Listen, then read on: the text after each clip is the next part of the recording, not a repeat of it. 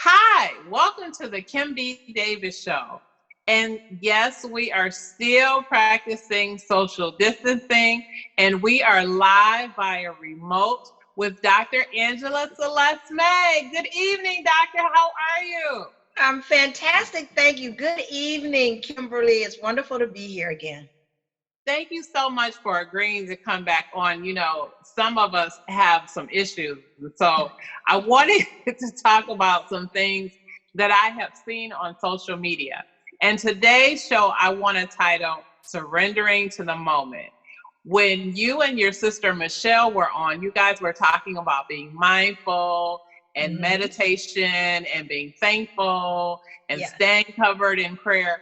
And those are wonderful tips. But I came across this story on social media and it bothered me because it's a constant thread that I see across social media. And it was a woman who has a couple of kids. Her and her husband live in the home, and she has been tasked with the majority of the duties. And she said, even when she asks her husband to do something, he does it, but he requires help. And she said, basic things like feeding the kids lunch, tossing some clothes in the laundry, can you wash some dishes? She said it has just become chaotic and overwhelming. And she really was at the end of where she was. She didn't have any more to give. And so she really reached out to our mother group and said, am I wrong? What should I do? And everybody sort of advised her, well, if I were you, I wouldn't do anything else for my husband. I don't necessarily know if that's the right thing to do. I understand where it comes from, but I wonder if there is something about being in quarantine where we're all sort of in a chaotic situation. Some of us are dealing with it better than others.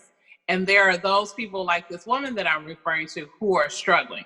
Absolutely. What would you suggest to her for her to regain her peace?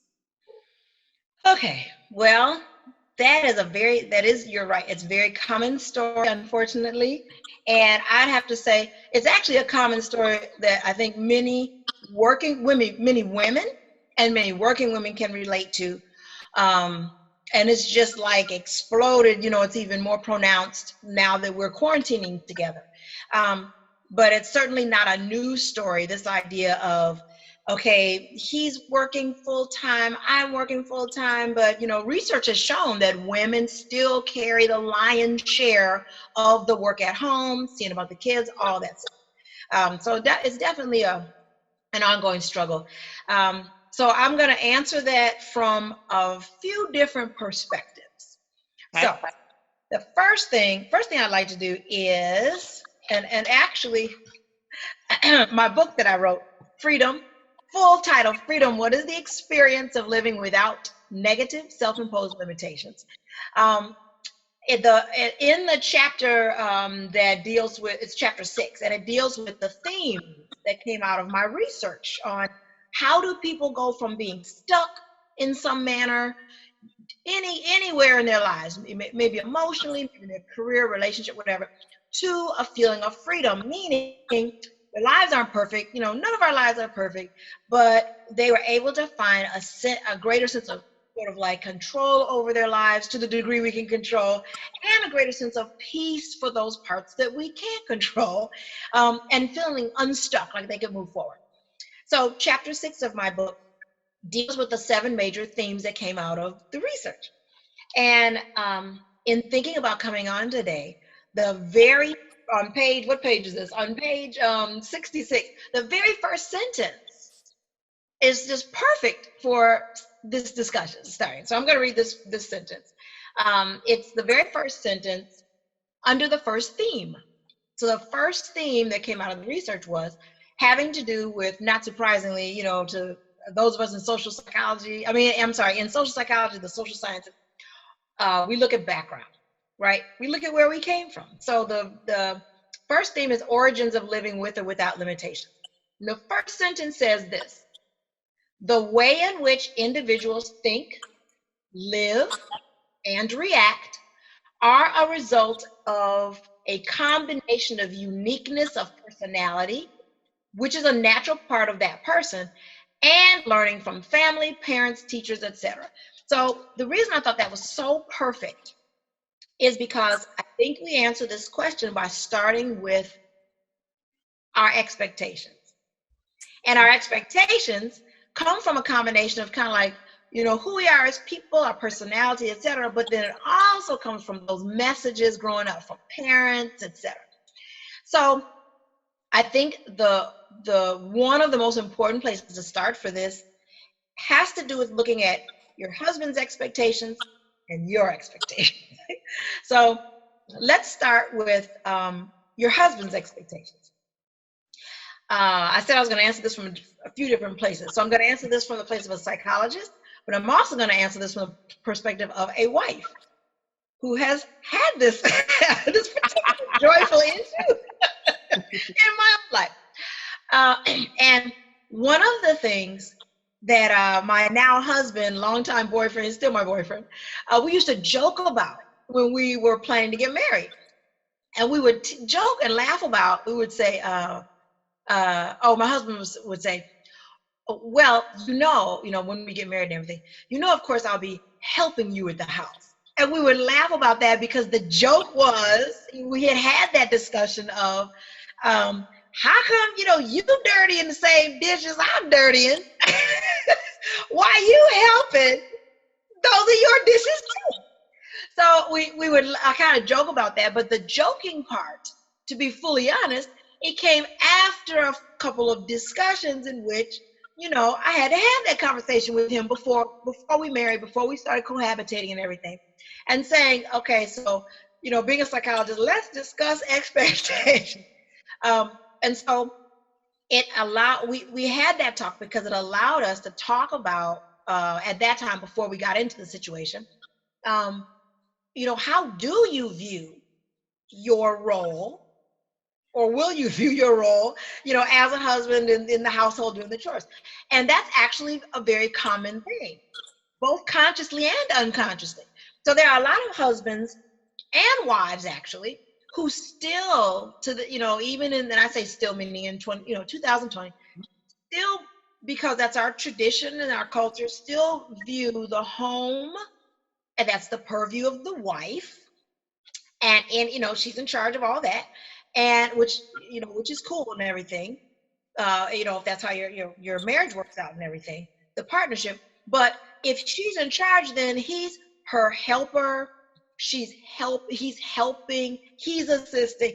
So the thing about that is, it takes that responsibility notch down a little bit, as opposed to a view of this is both of our work, our responsibility. So I think that's a good place to start. What are his expectations, and what are yours?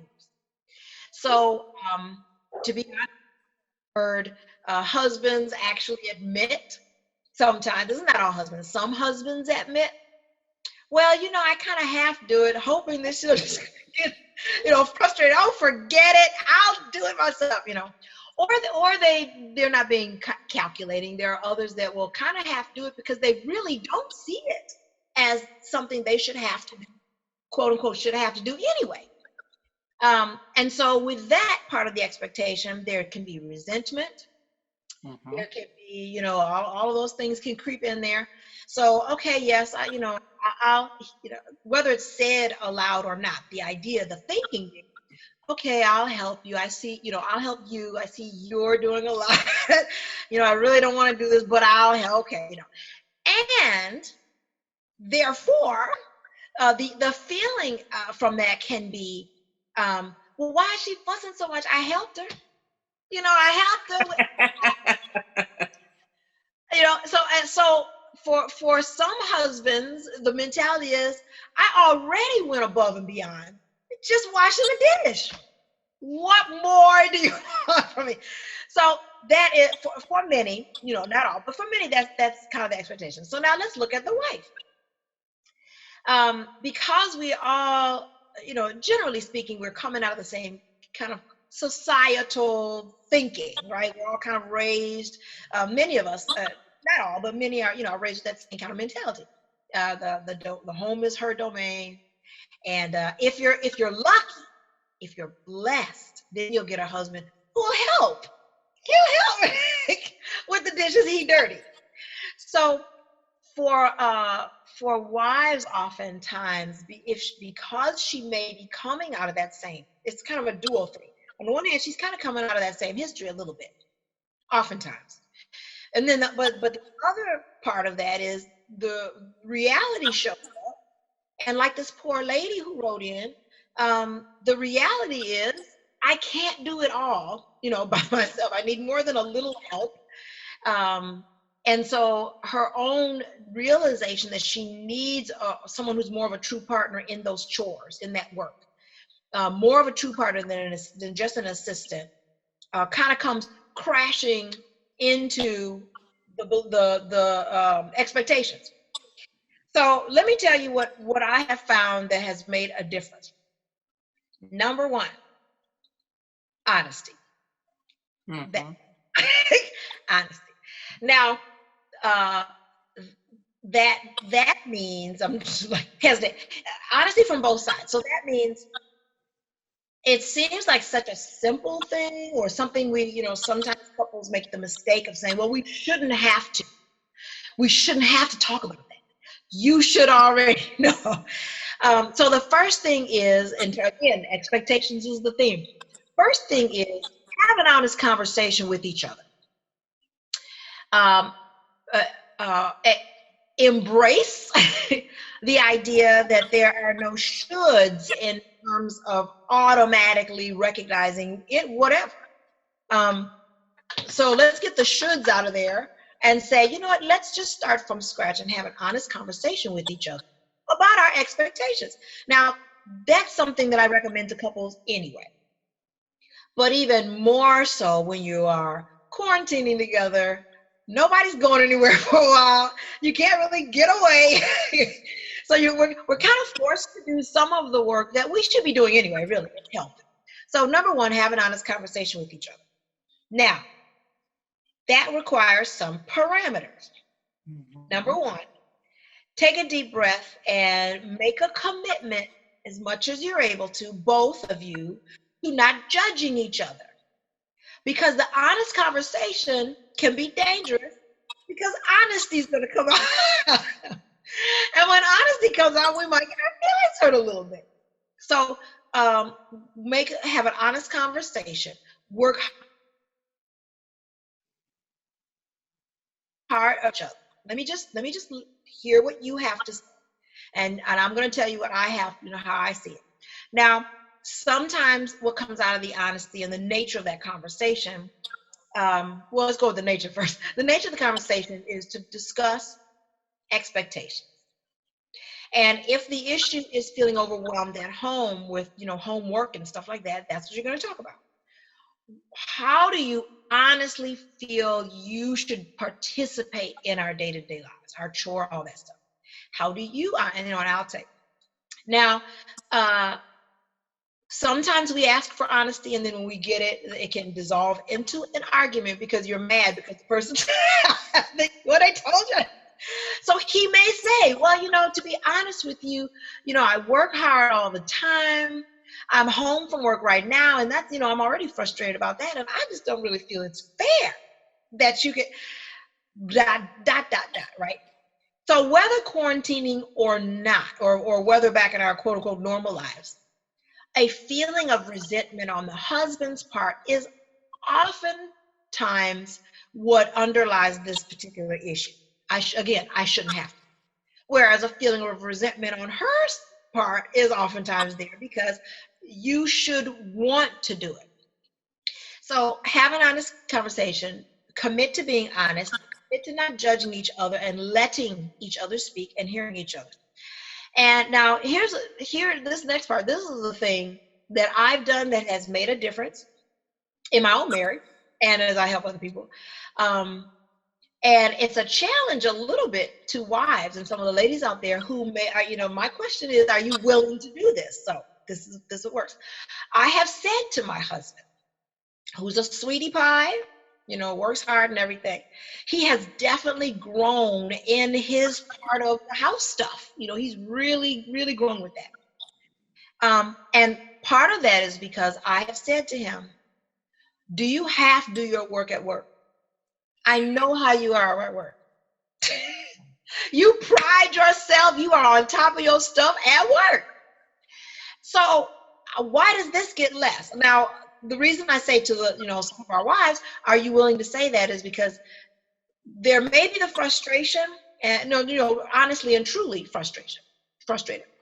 But when I make a couple of suggestions that may move the needle, and relationships are messy, and but we've got to get to what's underneath that honest, true stuff. There are wives sometimes who will say, "Well, I don't know if I just, that's just taking it too far. you go around the way now." I drag his work into it. But that speaks again to her expectations. So in a way, she may not mean to, but in a kind of a way, as a partner in this, she's sort of feeding into that. She's upset that he's not taking on a greater share of it and treating it like a true partnership. But then when I say, well, have a, like a business, have a meeting, because you all are business partners. You are financially, involved with each other, right? You are making plans together. You have investments. This is your business partner, among other partnerships, obviously, of course. So why do we sit down and have meetings with all the other partners? And, in your parent group, you may have a meeting about, okay, well, when are we gonna, what's the calendar and business? But every place but the primary place, home, sit down. Let's have a talk about this. What are you willing to do? How do you feel about it, etc.? And I will say that just carving out time to sit down and do that, just to start, that can be a relief. That can feel like I'm getting a little bit of control back, and I don't mean like I'm controlling everything, but I can make a difference here for both. It can be a relief for him because he may be skeptical at first, like, are you sure you really want me to answer this? You really want me to be honest? But it can help, because instead of this vicious cycle, he can begin to hear, well, okay, maybe she really does want to hear how I feel about this. Because that's another thing that contributes to this unfortunate, stressful situation. He's not feeling heard oftentimes. You just want me to do whatever. I don't want to sound mean and rude and refusing to. Okay, I'll do it. But no one's asking me, well, what do I want to do? So have that conversation. Be very honest. Hear each other. And what comes, when we meet and stuff, something's supposed to come out of it. Some. So what should come out of it is, let's make a plan. Let's make a plan for how we go forward. And part of that planning is, and this is something that I talk to couples all the time, and my husband does too. Talks husbands all the time about this kind of stuff. We get so bogged down in roles. But you the man, and you the blah blah. If she is fantastic at landscaping and can get out there with a lawnmower and do her thing, and maybe that's not his trait, and he's a baker extraordinaire. My husband can bake up a storm. Get in there and bake. I got no problem with that. Then that's something else. Get the roles off people. And once you start doing that, then you get closer to each other being who they really are in this relationship. And that helps the relationship thrive. So maybe, we all have chores we're not thrilled about. But some things we like doing better than others. Maybe I like doing laundry and he likes doing the cooking, or maybe whatever. So that all should be part of that meeting. And then finally, be flexible. Try it this way. If it's a disaster next week or whatever the case, hopefully not a disaster, but at least you're trying, right? Come back to it, revisit it. What worked? What didn't work? Okay, well, maybe I could do a little bit. So those are the key things I have found that I think really make a difference. But most importantly, maintaining honesty. Which means if you tried it and you feel you're being unfair, like I said, be honest about that. But I will add one more thing too. Compliment. Let each other know.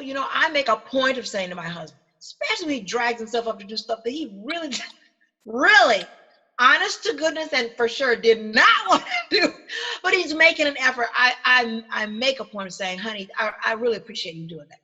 I appreciate you trying. And here's the other thing. A lot of times we're gonna correct. Let me tell you how you did that wrong. Here's how I approach it. Like, I'm a glass half full kind of person. I'm a positive person, but I teach this way as well as a college professor. Also, I always start with the good. You know what you did. You know, I thought it was fantastic what you did. I really appreciated it. It really helped. You know, it helps with some things out. And then you could say, you know, next time, do you mind trying blah, blah, blah when you do that? Because I find that blah, blah. And then ask them. Don't be their boss. Ask them. And let me know what you think. You know, let me know do you think it worked out well? So all of those steps towards trying to make it more of a partnership. And then finally, yes, there are some things we just have to let go. Some things are just going to have to let go. It'll be all right because we're not stuck at home. We're safe at home. We have each other. And our priorities of love and health and thankfulness, you know, supersede, you know, any amount of laundry. So we can be thankful while still working on the other stuff too. But no, it's not going to be perfect. You know, it's not going to be, and there'll be ongoing struggles, and you keep working on it. But be honest. Show each other appreciation. He can tell her, you know what, I really appreciate that you work so hard. I really do. I really appreciate that you know, I see what you put in. I see you. So those are my top tips. You gave us a lot to chew on, Dr. Angela. Oh, good. But we need to take a break, and we're going to come right back. You're watching the Kim B. Davis Show with Dr. Angela Celeste May as our in-studio guest via remote. Welcome back to the Kim B. Davis Show. Live via remote, we have Dr. Angela Celeste May with us this evening, and she's talking about the dynamics of relationships and how we surrender to the moment. So, Dr. Angela, what I heard you say is communication is important. Yes, absolutely. Honesty is important. We That's have to sometimes get out of our feelings. We have to sometimes let things go. We have to get out of whatever the traditional role, whatever we think it is, and look at what our skill sets are. I think those are great points. I think one of the other things that we could probably add to that, and you tell me if you agree, vulnerability. In a relationship, if someone is trying to be honest, we have to be vulnerable as partners. Right. What would you say? Oh my goodness, absolutely. I'm so glad that you brought that up. That word in particular, you are so right about that. It is a risk. It feels like a risk, and it is a risk when you either ask for feedback or you want to share, you know, have that talk, you know, about something that may be frustrating you. You are so right about that. The willingness to be vulnerable. And we can encourage that with each other because every time that you take that risk of being vulnerable and the response you get is, to feel shut down, feel not heard, told that, you're being ridiculous, not having your feelings validated, then of course, that makes you want to be vulnerable less and less and less. So definitely, like every part of aspect of communication, it takes the two. So the person, each of us needs to, I would say, work on being vulnerable, as you say. And then the partner also practice allowing them to and supporting them in that vulnerability, letting them know that they, I hear what you're saying. There's a few ways to do that also, actually. That active listening part, those active listening skills have to do with things like what Kimberly just did. She nodded. She's like, that lets me know I hear you. Looking at the person, nodding, saying, I hear. All those things are not only validating to your partner, but it lets them know that you are hearing them, and what you're doing is you're encouraging them to say more. You encourage them to say more. It doesn't mean you can't be honest in your own feelings also. You know, we're not robots. So if they're saying something, you're encouraging the person to be vulnerable, and then they're sharing something that you find, oh, that's, you know, that's not fair, you know, they're being unfair to me or whatever. It's not that you can't express that, but I have found that expressing it by saying, okay, you know what, I have to be honest with you. I don't see what you're saying. I don't agree with that. And see, here's the part, but tell me more about why you feel that way. That is really, really important, because too often, or maybe even more often than not, the reason we feel stuck with our partner and the reason we can't seem to get past certain things is as soon as well, I disagree with that, you know, comes out, that's where everything stops. Well, why? Well, then you're just not listening then. Well, then blah, blah, this dissolves. So it's not always easy, but I think that, like with everything else, with practice, it can become the way that you work on your communication, because we're all still growing, right? And you know, increasing our skills. So definitely, you're so right. Be vulnerable, encourage your partner to be vulnerable, and then validate that person's feelings. And by validate, I mean, you may not agree with what they're saying. You might think that they're completely, you know, totally wrong. You don't see it. But the validation part, it's not always validating whether they're right or wrong. It's validating that they really feel this way and that it matters to them. And you're letting them know, you know what, how you feel matters to me.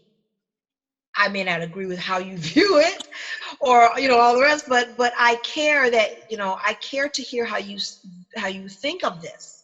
All of those things, I think, really, and I know for a fact that they really help build the relationships instead of tear it down, and it encourages the other to want to continue to invest, because relationships, you know, they're very dynamic. We're all, you know, we're growing and changing, etc. And so that also means we're learning about ourselves, but we're also learning about the other person, and we're learning about ourselves with the other person. You know, who we are with that other person. So yeah, that vulnerability, it's so important. Absolutely. Thank you, Dr. Angela, for sharing all of that wonderful information. There was so much to chew on. Our time, whenever we get a chance to hang out and talk, our time always seems to go really fast. It does. It does. But before we go, I want to talk a little bit more about your book. Tell me about the name of your book, where we can find it, and give us your information. And then one last question. Are you counseling couples or people that are interested in getting married or being couples? Oh, well, thank you for asking. I'll work backwards. I do have a long history of training and experience as a clinician and doing therapy, etc. But I made the choice to step away from doing therapy as a psychologist a few years ago. So I'm not currently counseling couples. At the moment, instead, what I offer, and my sister Michelle May, in our company, we are doing personal coaching. So there's definitely a difference between the therapy and the counseling, which can be go a little bit deeper into personality issues, etc., and coaching, which has more to do with working on maybe a particular problem going forward, and not so much getting into some of that background stuff. So I am doing coaching more so at this moment. I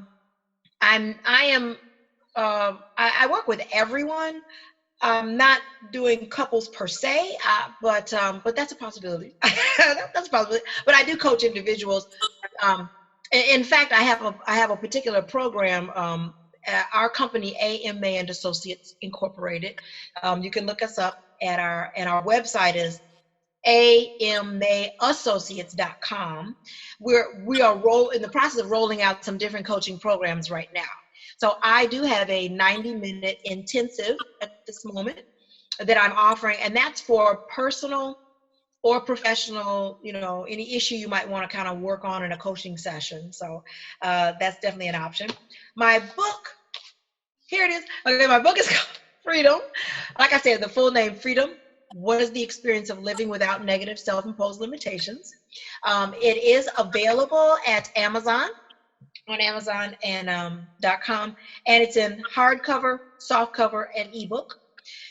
So I encourage you to go and check it out. Just real quickly, basically, it was my master's thesis. So I was blessed to be a young doctor. I was determined to get my doctorate by age 30, and I was able to do that with support from the family and everything, and my then boyfriend, now husband. So I actually wrote this when I forget this sometimes. I was in my 20s when I wrote it, actually, because it was my master's thesis. People who saw it really encouraged me, like, you've got to publish this, you got to publish it. So I appreciate that. So I did finally publish it in 2009. So yeah, I wanted to do research on resilience. I specifically wanted to look at resilience. And so it was a wonderful experience doing this research.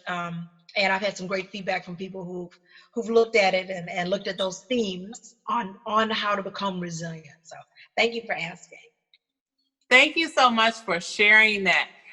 Again, this is Dr. Angela Celeste May. She was giving us lots of great information about surrendering to the moment. You've been watching the Kim B. Davis Show. I hope that you will join us on our next episode. And in the meantime, remember, stay home, stay safe.